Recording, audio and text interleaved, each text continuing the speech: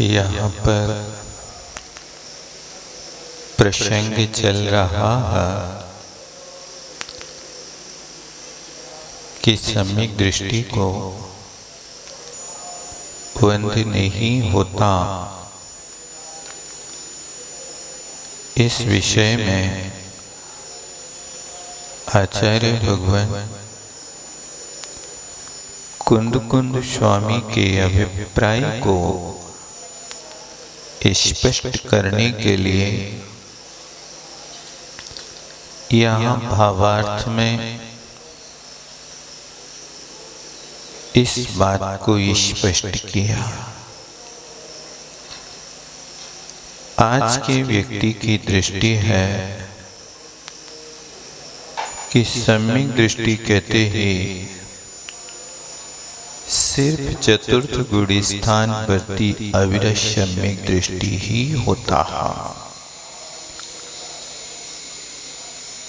इस धारणा को थोड़ा सा बदलिए, क्योंकि उनका सोचना है कि सम्यक दृष्टि सिर्फ चतुर्थ गुण स्थान के साथ जुड़ता है, अविरत सम्यक दृष्टि ऊपर के गुण स्थानों में सम्यक दृष्टि शब्द नहीं जुड़ता।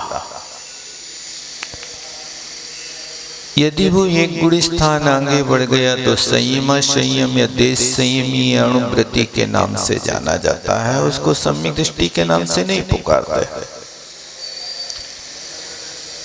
यदि मुनि व्रत धारण कर लिए तो वो मुनि के नाम से अप्रमत्त व्रत या प्रमत्त व्रत के नाम से जाना जाता है, सम्यक दृष्टि के नाम से नहीं जाना जाता। आगे यदि श्रेणी पर आरोहण कर लिया तो उसको उपशमक या छपक के रूप में जाना जाता है, सम्यक दृष्टि के नाम से कोई नहीं जानता। ऊपर यदि उसने 3 घातिया कर्म को छपन करने के लिए क्षीण मूल गुण स्थान में बीतराग अवस्था को पाया है तो लोग नहीं समझते कि सम्यक दृष्टि है, तो सिर्फ स्नातक या मुनि है।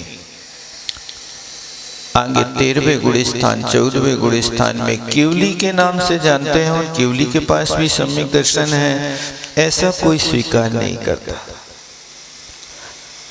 लेकिन आपको इस बात का ध्यान रखना है कि सम्यक दृष्टि चतुर्थ गुण स्थान वर्ती आद्य भूमिका है सम्यक दर्शन की। सम्यक दर्शन के जब आगे भेद पढ़ेंगे आप तो आचार्यों ने सम्यक दर्शन को 10 भेदों में विभाजित कर दिया।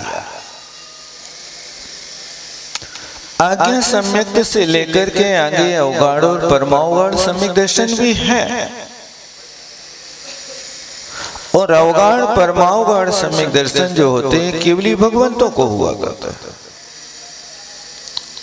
उन्हीं के सम्यक दर्शन की नाम हुआ करता है परमावगाढ़। और आगे जब चलते हैं सिद्धावस्था प्राप्त होती है तो सिद्धावस्था में फिर अब सम्यक दर्शन का कोई नाम नहीं होता कि अवगाढ़ सम्यक दृष्टि है, कि आज्ञा सम्यक दृष्टि है, कि सूत्र सम्यक दृष्टि है, कि उपदेश सम्यक दृष्टि है। उनके लिए कोई कथन नहीं किया जाता। लेकिन सिद्ध परमेष्टि के 8 गुणों में सबसे पहला गुण सम्मत तृणान दंसन वीर्य शोमुन तहे उपगहणम, यानी आप भूल नहीं जाना कि सिद्ध अवस्था हो गई तो सम्यक दर्शन खत्म हो गया। ये प्रारंभ में था, और लोग इस प्रकार का दृष्टांत भी देकर के लोगों की बुद्धि में एक बात डाल देते हैं कि सम्यक दर्शन था। अब जैसे मान लीजिए बीज है, उस बीज में से अंकुर फूट गया, अंकुर के बाद उसका पौधा बन गया, पौधा से वृक्ष बन गया। अब बताओ बीज का अस्तित्व कहां रहा? अब तो पौधा हो गया ना। अब पौधा के नाम से जानेंगे, उसको बीज के नाम से थोड़ी जानेंगे। और जब पौधा बना है तो बीज ने अपना सर्वस्व नाश कर दिया। ऐसी बात ठीक है? यदि उसका सर्वस्व नाश हो गया तो ये सर्वत्र नियम लागू करना पड़ेगा आपको कि जो गोद का बच्चा है, जन्म लिया है, वो अभी मनुष्य पर्याय का बीज बना है, और आगे जब 80 साल का होगा तो उसका मनुष्य तो शिशुपना समाप्त तो हुआ है कि मनुष्य पर्याय समाप्त हुई? बताओ क्या होगा? शिशुपना की जो पर्याय थी वो समाप्त हुआ है, लेकिन उसके जो इंद्रियां थी, आयु थी, मनुष्य आयु थी, मनुष्य का बीजत्व था, वो तो उसके जीवन भर चलेगा। उसको समाप्त थोड़ी कर दोगे, उसकी पर्याय परिवर्तित हो जाएगी। आप शिशु अवस्था से उसको तरुण अवस्था में देख लेंगे, तरुण अवस्था से प्रौढ़ अवस्था में देख लेंगे, प्रौढ़ अवस्था से वार्धक्य अवस्था देख लेंगे, लेकिन मनुष्यता तो उसमें सर्वत्र है। जैसे उस बच्चे के साथ में आप जन्म के काल में बीज कह रहे कि मनुष्य पर्याय का बीज है, तरुण अवस्था में बीज मिट गया क्या? शैशव तो समाप्त हुआ, लेकिन अब दूसरी पर्याय पैदा हुई, वस्तु वही है। इसी तरह सम्यक दर्शन के साथ में संयम आया है, तो संयम आया तो सम्यक दर्शन के बीज का पौधा ही तो पैदा हुआ है। क्या है? कोई दूसरी वस्तु है क्या? उसी की शाखा प्रशाखा और विशाल वट वृक्ष रूप धारण करता हुआ विकास कर रहा है। इसलिए सम्यक दृष्टि का नाम आते ही लोगों की दृष्टि सिर्फ वो चतुर्थ गुण स्थान वर्ती सम्यक दृष्टि होता है, आगे कोई सम्यक दृष्टि की भूमिका नहीं होती है। ऐसा अपने मन से बिल्कुल विचार निकाल देना। सम्यक दृष्टि शब्द ये प्रारंभ है, तो आगे चल करके 13वें 14वें आदि गुण स्थान वाले जीव भी सम्यक दृष्टि हैं। उस सम्यक दर्शन का नाम बदल गया। जैसे वो शिशु था, अब शिशु से तरुण हो गया, इसी तरह यहाँ पर भी वो अब नाम बदल देगा। यहाँ पर आगे विकास होता है तो उस व्यक्ति का नाम चेंज हो जाता है, कार्य प्रणाली चेंज हो जाती है, लेकिन श्रद्धांश समाप्त नहीं होगा। यदि श्रद्धांश समाप्त हो जाए तो कितना बड़ा भी वट वृक्ष बन जाए वो आकर के धराशायी हो जाएगा। सम्यक दर्शन मोक्ष महल की पहली सीढ़ी है। आप पहली सीढ़ी को मिटा करके आगे की सीढ़ियों के अस्तित्व को बनाकर रखना चाहें तो संभव नहीं होगा। ये करना है तो इसके साथ हो। इस प्रकार से यहाँ पर भाव यहाँ कहा था, और अपन ने देखा था कि व्रत समिति, देखो भावार्थ थोड़ा सा छूट गया था ना, उसको अपन फिर से देखते हैं। 277 पृष्ठ पर मुनिपद लेकर व्रत समिति भी पालता है। अब देखो, अब व्रत समिति पाल रहा तो आप ये मत समझ लेना कि सब अनर्थक है। यहाँ पर ये भी सार्थक है। यदि किसी के पास सम्यक दर्शन नहीं हुआ, वो व्रताचरण की क्रिया कर रहा है, तो वो व्रताचरण की क्रिया भी उसके लिए सम्यक दर्शन की प्राप्ति का कारण हो सकती है।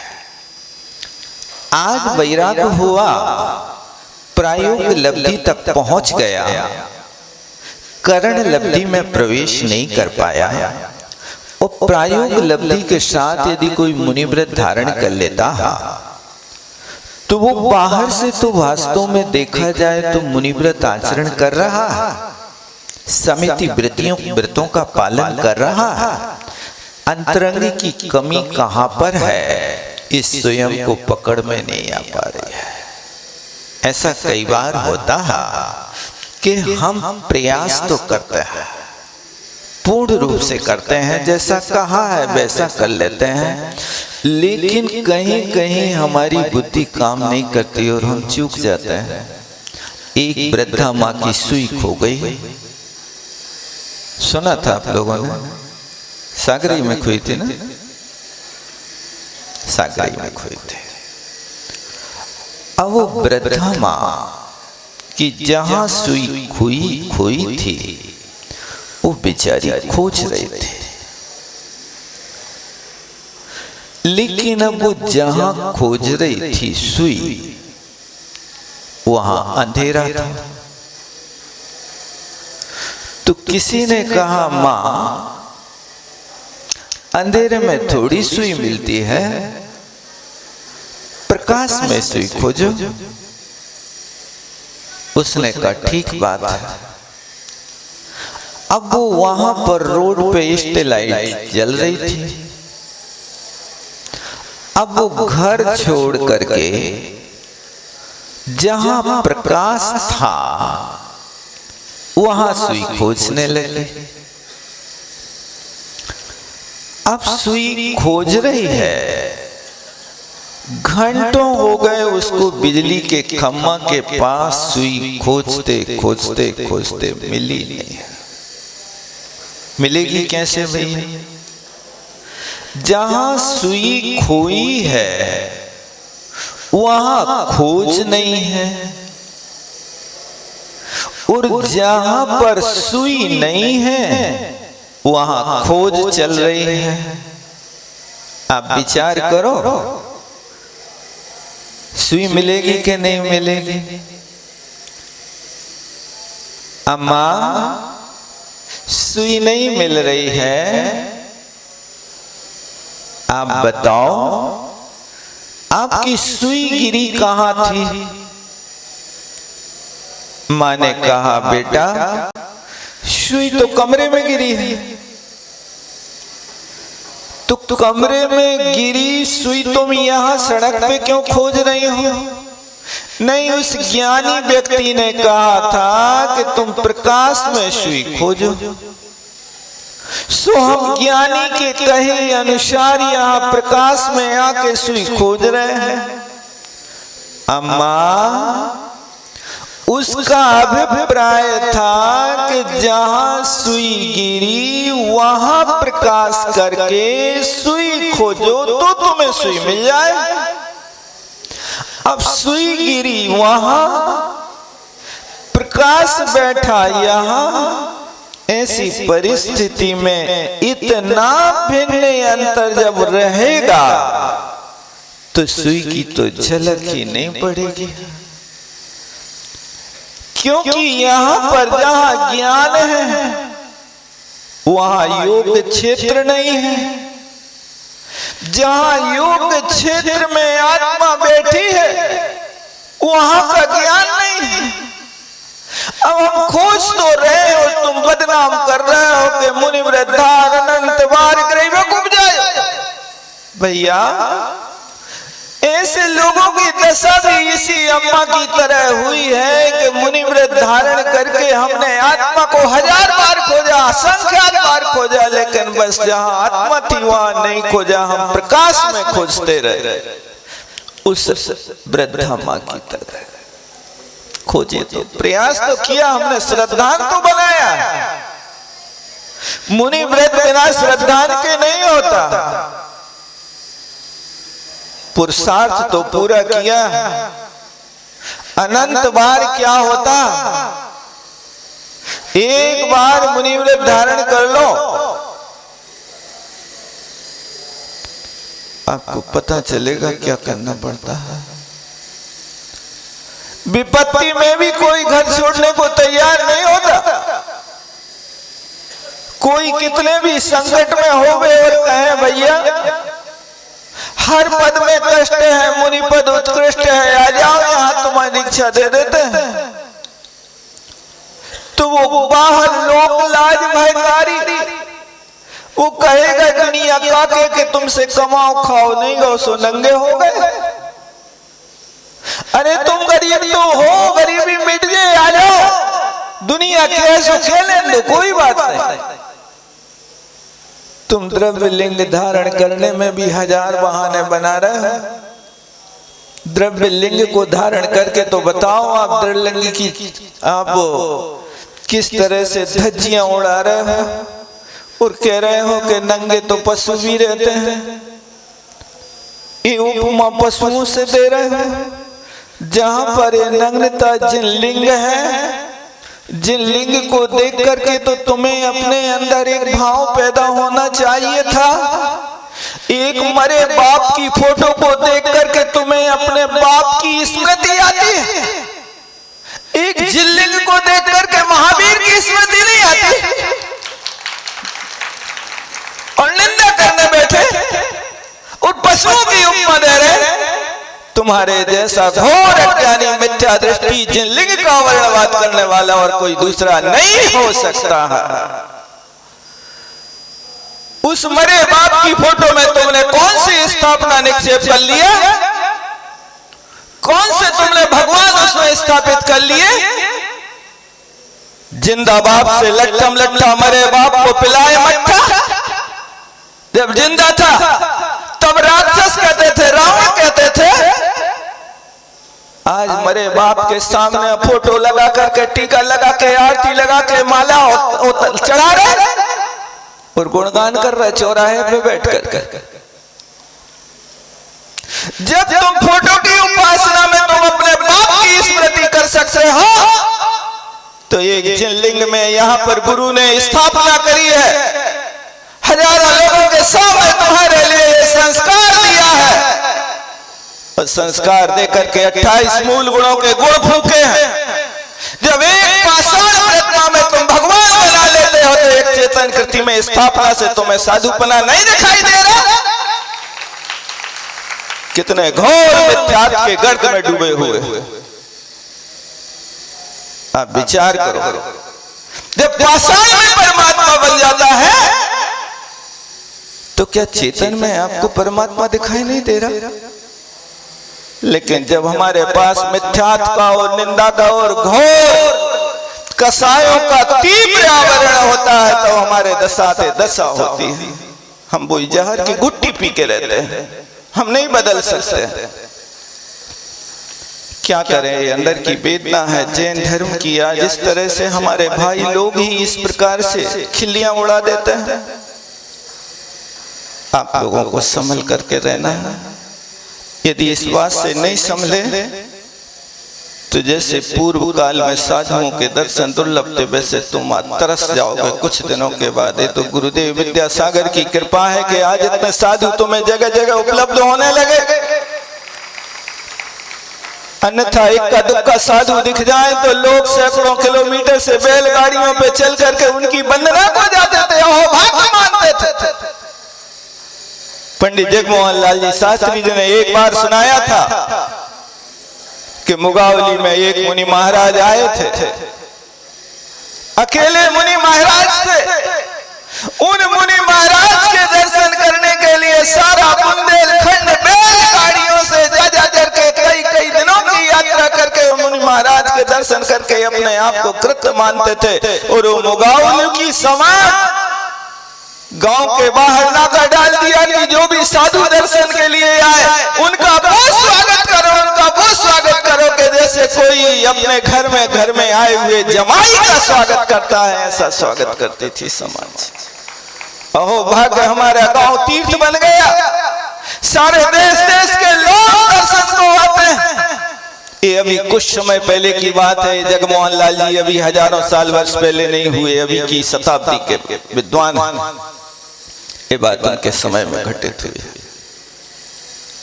आज आचार्य श्री की कृपा से आपके लिए इतना अवसर मिला कि आप जगह जगह साधुओं को पाने लगे, तो घृणा करने लगे, निंदा करने लगे।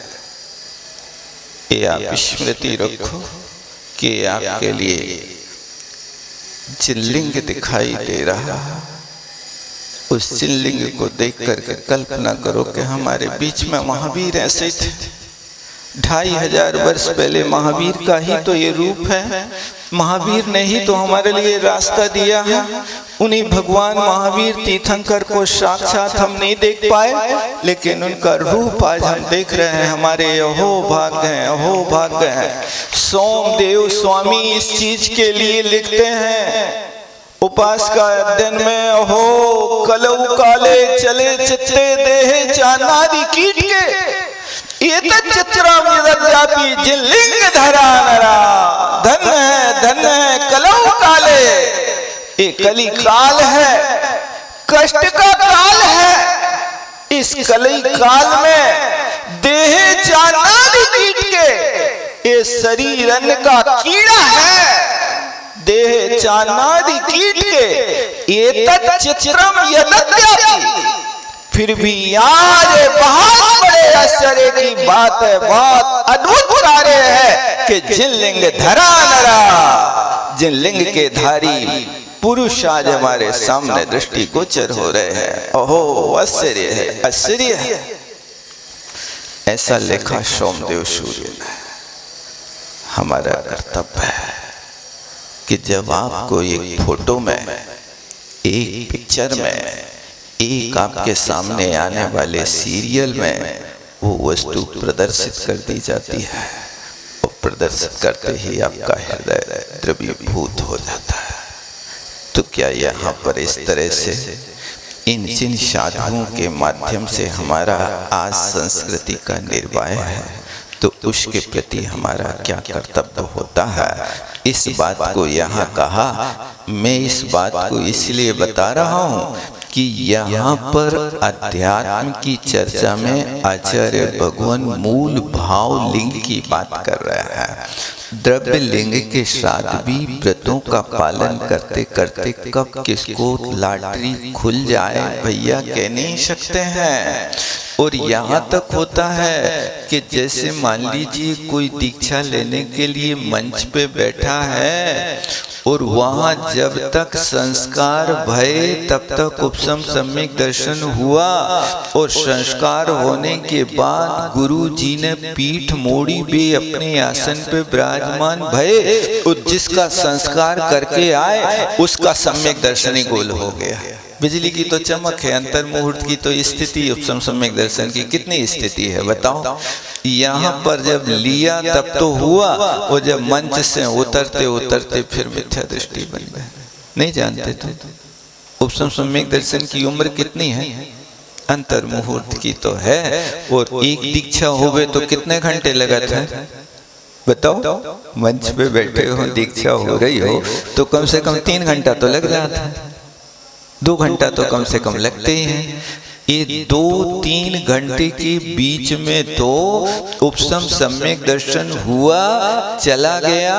और वो यदि साधक दीक्षा लेने वाला फिर विशुद्धि बढ़ा लेगा, फिर उसके बाद चाहे तो उपसम सम्यक दर्शन फिर प्राप्त कर सकता है, लेकिन उपसम नहीं कर सकता है। उपसम तो हो गया, और होके यदि छूट गया तो वो पल्लवपम के असंख्यात विभाग काल तक फिर से अपनी शकल दिखाने नहीं आता है। इतनी दुर्लभ वस्तु है।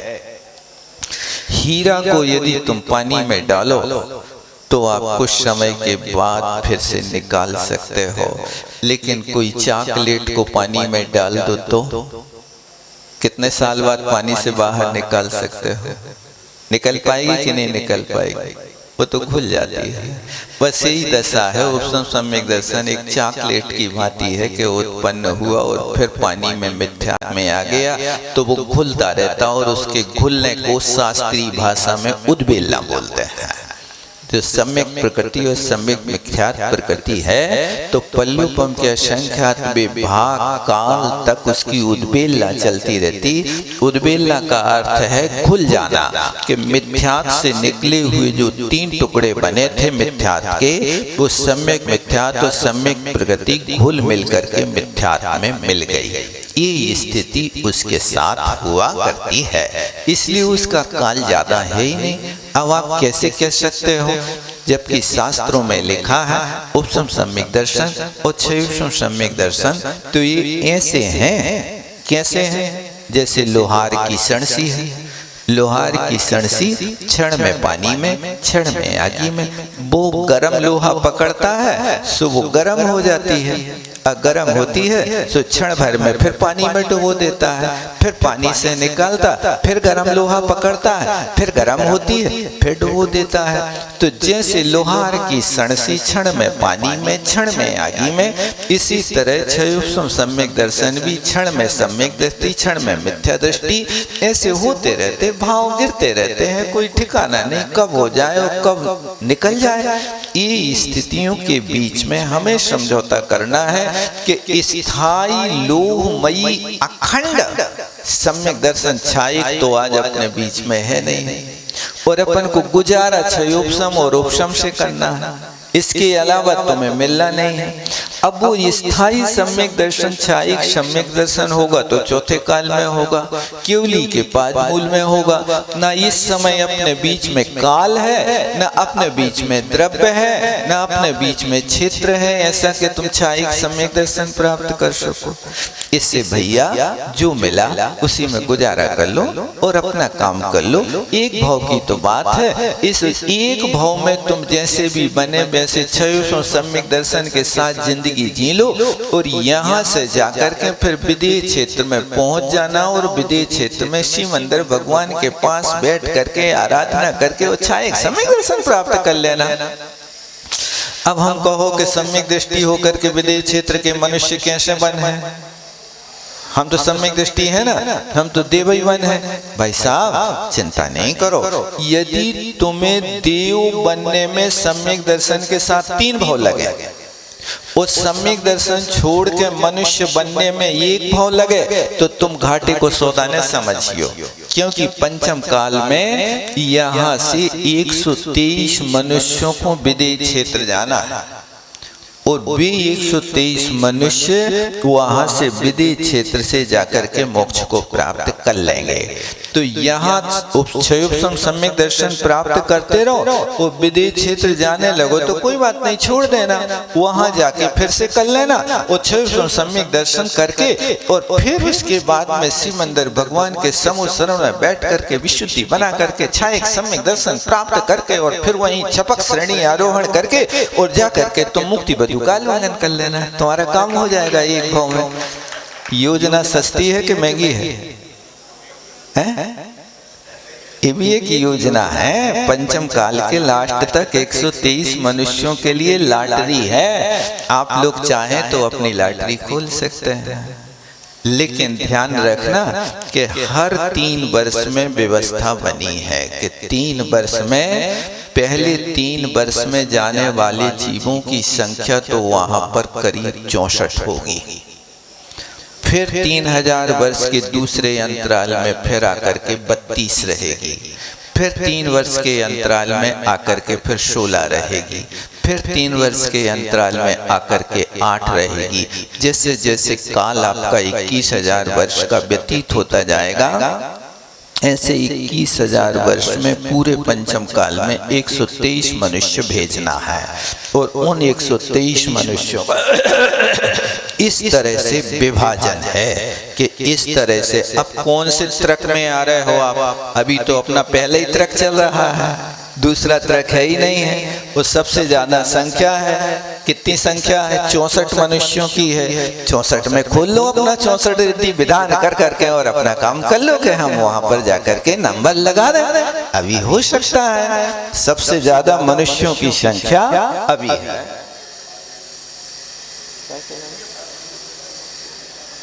नहीं, प्रथमोपम सम्यक दर्शन की स्थिति होती, इस समय द्वितीयोपम सम्यक दर्शन की प्राप्ति के लिए भी योग्यता नहीं है। क्यों नहीं है? क्योंकि कुछ आचार्यों का मत है, लब्धि सार आदि का, कि द्वितीयोपम सम्यक दर्शन वो ही जीव प्राप्त करते हैं जिनको श्रेणी आरोहण करना होता है। बिना श्रेणी आरोहण के द्वितीयोपम सम्यक दर्शन प्राप्त नहीं होता है।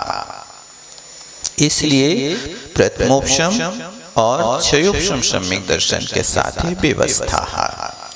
तो अपन यहाँ मेन मुद्दे पे आते हैं। देखो, ब्रज समिति की बात चली सो हमने बता दिया कि आप लोग ऐसा न करने लगियो, नहीं तो फिर अब द्रव्यलिंगी महाराज आए और उनसे बिल्कुल घर नहीं कर बैठो, नहीं महाराज दूरा देव नमो नमः हमारा सम्यक दर्शन न खो जाए। ऐसा नहीं, यहाँ पर अपने लिए बस ध्यान रखना है कि आपके लिए अंदर के गुण तो दिखाई देते नहीं। हमारी आत्मा में सम्यक दर्शन है, रत्नत्रय है कि नहीं है बताओ? आप तो बाहरी चर्या देख सकते हो, बाहरी आचरण देख सकते हो, मूलाचार की जो कही हुई बातें हैं उसको हम पालन कर रहे हैं, आप इसको देख सकते हो। लेकिन सम्यक दर्शन में कितनी प्रकृतियों का उपशम हुआ, कितनी प्रकृतियों का उदयाभावी क्षय हुआ, हमारे पास रत्नत्रय है कि नहीं, वो तो तुम्हारे देखने का विषय ही नहीं, आंखों से दिखाई नहीं देता है। वो तो कोई अवधि ज्ञान मना पड़े केवल ज्ञान का विषय है, वो भी आपके पास नहीं। अवधि ज्ञान की सत्ता तो है लेकिन उपयोग नहीं कर पा सकते आप। आपके पास क्षयोपशम नहीं है, आपके पास एजेंसी नहीं है अभी, इसीलिए बिना एजेंसी के दुकान नहीं चला सकते हो। पढ़ो, एजेंट बनो, पहले वहाँ का माल खरीदो, फिर इसके बाद काम होवे। तो यहाँ पर ये लोग कहते हैं कि बिना सम्यक दर्शन के तुम्हारे व्रत काकर हैं। उनसे कह देना भाई साहब कि बिना दुकान के यदि तुम्हारे पास माल होवे और दुकान बैठवे को ना होवे तो का फुटपाथ पे बैठ के अपना माल नहीं बेचते? बताओ, यदि आपके पास अपनी दुकान नहीं है और मौका पे दुकान नहीं मिल रही है लेकिन तुम्हारे पास माल है तो तुम अपना माल फुटपाथ पे रख के नहीं बेच सकते? बेचेंगे, क्या बात हो गई, हम अपनी दुकान तो चलाएंगे। दुकान नहीं है लेकिन चलाएंगे। दुकान मकान का नाम है कि माल का नाम है? किसका नाम है? दुकान चल रही है तो माल बिक रहा है कि मकान बिक रहा है? क्या बिक रहा है? ये दुकान माल का नाम है। आप जहां बैठ जाओ अपनी नमक मिर्ची खोल के, वही दुकान है हमारी। तो यही, इसी तरह तुम जहां पर भी शुद्ध आचरण करने लगो वहीं तुम्हारी दुकान सम्यक दर्शन की खुल जाए और तुम सम्यक दृष्टि बन सकते हो। अजीब का तो चलेगी। अब कोई कहे तुम्हारे पास दुकान का नंबर क्या है? हमें तो जहां जगह मिलती वहां बैठते, वो ही हमारा नंबर है। नहीं है दुकान नंबर, कोई बात नहीं, हम अपना पेट तो पाल रहे। इसी तरह हम सम्यक दर्शन की आराधना तो कर रहे, करो, जहां मिले जैसे बने वैसे करने की कोशिश करो। ये लेकिन ये लोग कहने लगते हैं कि नहीं, जब तक सम्यक दर्शन हो तब तक एक भी व्रत नहीं पालियो, नहीं तो तुम बिल्कुल व्रत भंगी महाभंगी बन जाओ। ऐसा सुना कभी आप लोगों ने?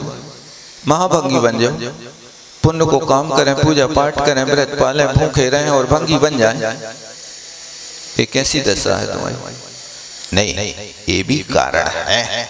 इन कारणों को पालन करो। इन कारणों के रहते हुए यदि तुम यहाँ नहीं पाल पाए, कुचित कदाचित चूक गए, तो जहाँ जाओगे वहाँ तुम्हें सम्यक दर्शन की योग्यता बन जाएगी। सम्यक दर्शन की प्राप्ति का एक कारण जाति स्मरण भी दिया भाई साहब।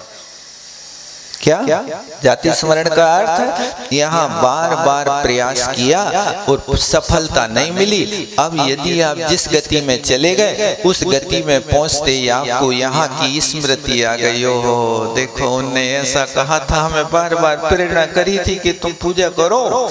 ऐसा जाति स्मरण हो जाता है। एक महिला अपने पति को बार बार प्रेरणा करती थी कि भैया देखो, तुम अपना जीवन खो रहे हो, कुछ करो, धर्म करो, धर्म करो। धर्म आराधना के बिना कल्याण नहीं होता है।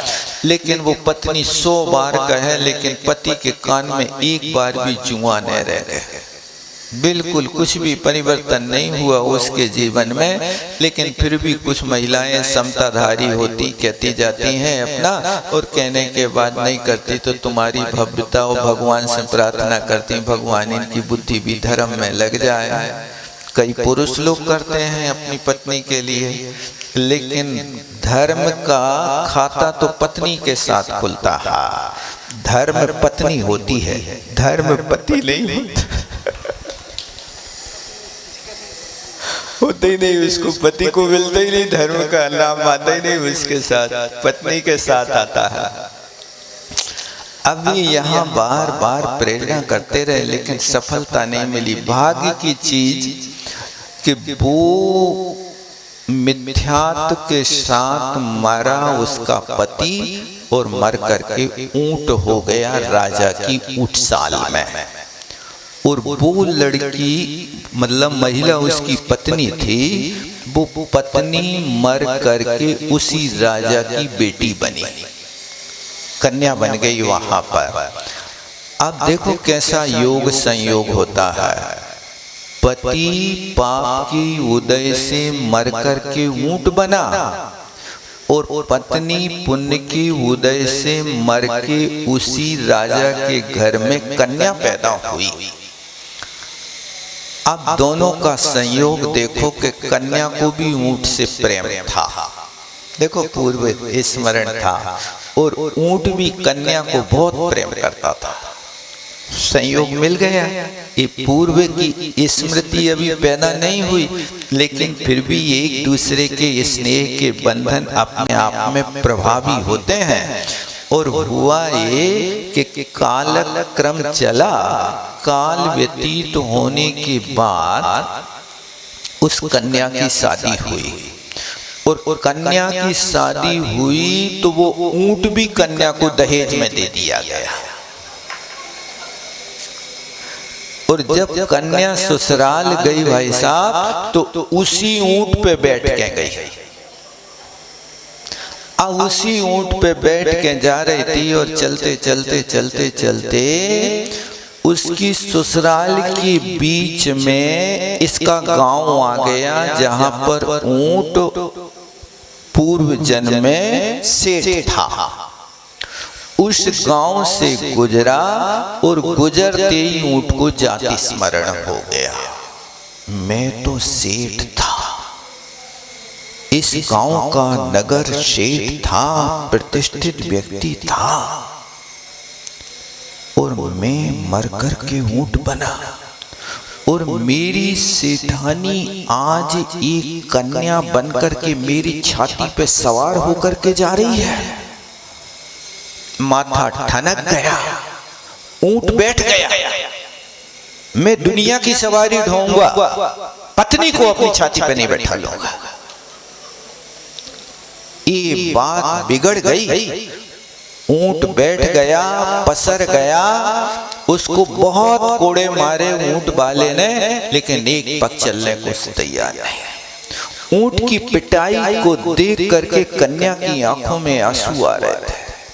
देखो ये भी होता है, पिटरा कोई आंसू बहारा कोई। ऐसी पीड़ा के साथ उस कन्या को भी जाति स्मरण हो गया। और जाति स्मरण हुआ तो उस कन्या को ये समझ में आया कि ये हमारे पूर्व जन्म के पति देव हैं, और वो अहंकार इनको आज सता रहा है। इस कारण से ये चलने को तैयार नहीं हो रहे। कन्या नीचे उतरी और उसने ऊंट को समझाया, भैया हमने तुम्हें कितनी बार कहा था तुम धर्म करो, दुर्लभता से मनुष्य पर्याय मिली है, तुमने जीवन भर एक नहीं सुनी। अब तुम अधर्म के प्रभाव से ऊंट बने, अब तुम्हें जीवन भर भार ढोना और नीम खाना है। अब तीसरा कोई रास्ता नहीं, कड़वा खाओ और भार ढो, यही रास्ता। अब दुखी होने से कुछ नहीं होगा। यदि तुम्हें हमारी बात है, कोई बात नहीं, हम पैदल चले जाएंगे, आप चलो आगे आगे, आपके लिए कोई अपमान की बात नहीं है। लेकिन ये तो हमने पहले ही सतर्क किया था कि तुम इस भाव में हमारे पति हो, धर्म करते तो इस भाव में भी राजा बनकर के हम रानी बनते, तुम राजा बनते, लेकिन क्या करें, नहीं कर पाए। अब कोई बात नहीं, आप कसाई ना करो, चलो अपने स्थान पे, हम पैदल चलते हैं। जब उस कन्या ने संबोधन किया, ऊंट को समझ में आ गया और ऊंट बैठ गया और कहा, बैठो बिन्ना, अब तुम हमारी छाती। अब क्या करें, अब तो समझ में आ रहा, पर्याय परिवर्तित हो गई है, इसलिए अब अपना पति पत्नी का संबंध नहीं है, अब तो एक सवार और सवारी का सवाल खड़ा हो गया है, अब तुम्हें तो सवारी करना पड़ेगी। ठीक है, इस समझौता करना पड़ेगा। यदि आपने सम्यक दर्शन प्राप्त नहीं किया तो आपसे निम्नतर व्यक्ति भी आपकी छाती पे सवार हो सकता है। जो आपसे परम द्वेषी है वो मोर मुकुट बांध करके सवारी कर सकता है, इसलिए उससे बचना है।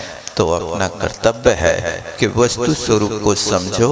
ऐसे अज्ञान अंधकार, घोर अंधकार में मत भटके रहो कि सुई गिरी कहीं और ढूंढ कहीं रहे। ये बहुत बड़ी बात है, अच्छे से समझ लेना।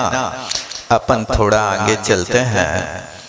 शरीर संबंधी पर जीवों की रक्षा तथा शरीर संबंधी यत्न से प्रवर्तना। देखो, अपने शुभ भाव होना इत्यादि परद्रव्य संबंधी भावों से अपना मोक्ष होना माने, और पर जीवों का घात होना अयतना।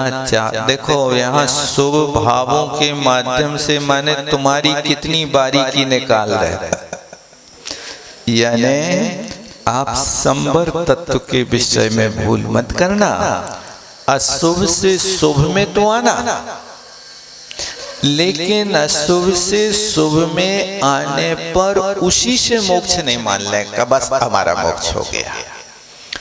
विद्यार्थी का प्रवेश हुआ है, 1 साल में उसने अभी वर्णमाला सीख ली है, और वर्णमाला सीखने के बाद सोच ले कि अब तो मैं पढ़ लिख गया। बेटा, अभी तो काका गागा सीखा है, अभी तो तुमने गिनती सीखी है 1 से 100 तक। इससे तुम्हारा गुजारा नहीं होगा। साल भर सिखाई है तुम्हें, तो क्या इसको छोड़ दें? ये कोर्स छोड़ दो, ये तुम्हें समझ में आ गया। अब इसके साथ और तुम्हें कैसे घटाना, कैसे जोड़ना, कैसे मिलाना, कैसे क्या करना, वो सब आगे की चीज सिखाएंगे। एक क्लास बढ़ते बढ़ते बढ़ते बढ़ते जब यहाँ 12वीं क्लास में आ जाता है तो सोचता है, अरे अभी तो कुछ नहीं हुआ, अभी तो हमारी वो योग्यता नहीं कि हम दूसरों की नौकरी कर सकते। 12वीं क्लास वाला कर सकता कि नहीं कर सकता? सर्विस कर सकता कि नहीं कर सकता? 12वीं क्लास वाला टीचर हो सकता कि नहीं हो सकता? अभी और कुछ करना है। अब जो करना है लक्ष्य अब यहां से बना रहा है, अब पढ़ाई उसकी कर रहा है। अभी तक 12वीं तक तो बिना लक्ष्य के चल रहा था। अब यहां से रास्ता चयन करना, सीए बनना, डॉक्टर बनना, इंजीनियर बनना, कलेक्टर बनना, क्या बनना बताओ? अब चयन करिए रास्ता, अब उस रास्ते पर चलिए। अब पढ़ाई हो रही है, अब पढ़ेगा तो पढ़ाई का फल उसको मिलेगा। अब 5 साल और करो, और फिर उसके बाद में आगे और भी करना है तो कुछ और आगे पढ़ाई करो, तब जाकर के आप डॉक्टर, मास्टर, एमडी, फेमडी जो भी बनना बन जाना। लेकिन प्रारंभ तो अभी ये होता है। इसलिए यहाँ पर कहा कि अब ये नहीं घबरा नहीं जाना कि शुभ भाव के लिए भी ये प्रभाव कह रहे हैं। हाँ, शुभ भाव भी अभी पुण्य प्रकृतियों के उदय से हुआ ना, अशुभ पाप प्रकृति के उदय से हो रहा था। शुभ भाव पुण्य प्रकृति के उदय से हुआ, लेकिन अब इस शुभ भाव के आगे अब शुद्ध भाव में प्रवेश करना है। काम होगा तो शुद्ध भावों से होगा। यहाँ पर द्रव्य संबंधी भावों से अपना मोक्ष होना माने, और पर जीवों का घात होना, अयत्नाचार में प्रवृत्ति करना, अपना अशुभ भाव होना इत्यादि पर द्रव्य की क्रिया से ही अपने में बंध माने, तब तक जानना कि इसके अपना और पर का ज्ञान नहीं हुआ। अभी तो ये सिर्फ खिलवाड़ कर रहा है। अभी सिर्फ ये यहाँ तक की भूमिका में आ पाया है। और फिर इसके बाद कहते क्योंकि नहीं हुआ, क्योंकि बंध मोक्ष तो अपने भावों से था, पर द्रव्य तो निमित्त मात्र था। उसमें विपर्य माना, विपरीतता मान बैठी, इसलिए परद्रव्य से ही भला बुरा मान राग देश करता है। देखो अभी अपनी कितनी निमित्ताधीन दृष्टि है। अपना थोड़ा सा कोई काम बिगड़ता है तो आप सामने वाले के लिए सारे दोष मढ़ देते हैं, नहीं मढ़ देते हैं। मान लीजिए आप यहां से जा रहे थे, किराए की साइकिल लाए थे, अब तुम जैसे ही उसको 1 किलोमीटर चलाई और वो पंचर हो गई। अब वो किलाने कहते हो अरे यार तुमने पंचर साइकिल दी यार, हमें पंचर दही के पंचर कर दी तुमने, बताओ क्या किया। ये निमित्ताधीन दृष्टि देखो। एक व्यक्ति था, उसने देखा कि यार आजकल लोग फोटो उतरवाने लगे, फोटो बनने लगी अपनी, तो ये तो बहुत बढ़िया है, अपन फोटो में भी बैठ जाते हैं और बिल्कुल अपनी फोटो बन जाती है। उसने सोचा अपन भी एक फोटो बनवाए। अब वो गया फोटोग्राफर के पास और कहता मेरी बहुत बढ़िया फोटो उतारना, बहुत प्यारी, बिगड़े ना, ध्यान रखना। हाँ हाँ ठीक है। सामने बैठ गया, उसने फोटोग्राफर ने सावधान किया, भाई साहब सामने देखो,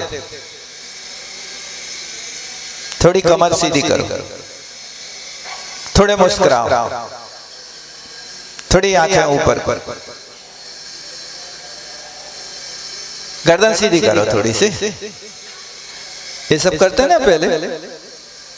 अब इन सब चीजों को करते करते करते करते उसने कहा हिलना डुलना नहीं, फोटो उतर रही है, हाँ अब नहीं हिलेंगे।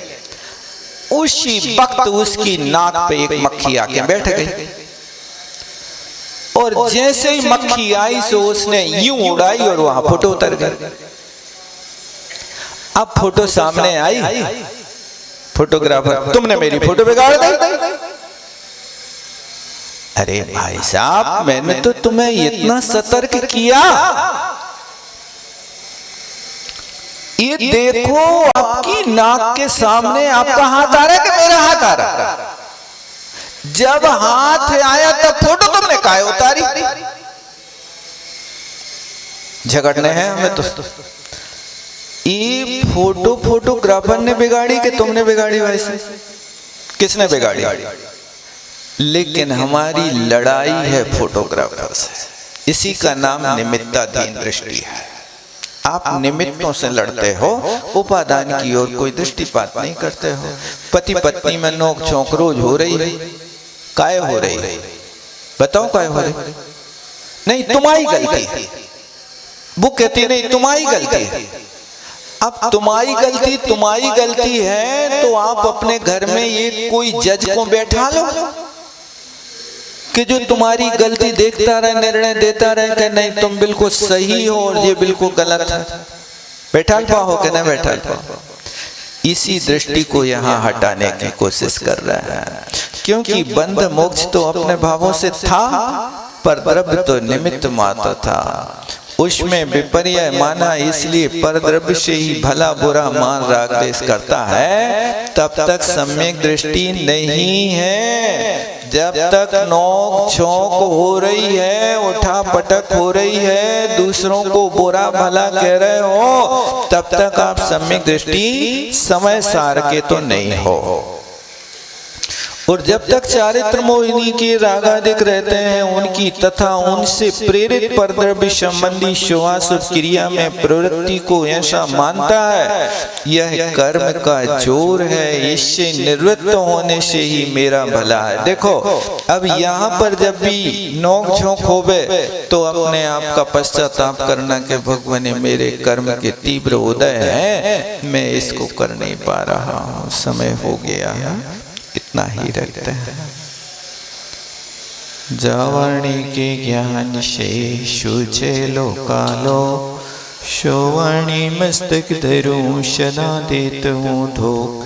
हे जिन बाणी भारती माँ तो जपूं दिन रे, जो तेरो शरणाग है शो पावे सुख चैन।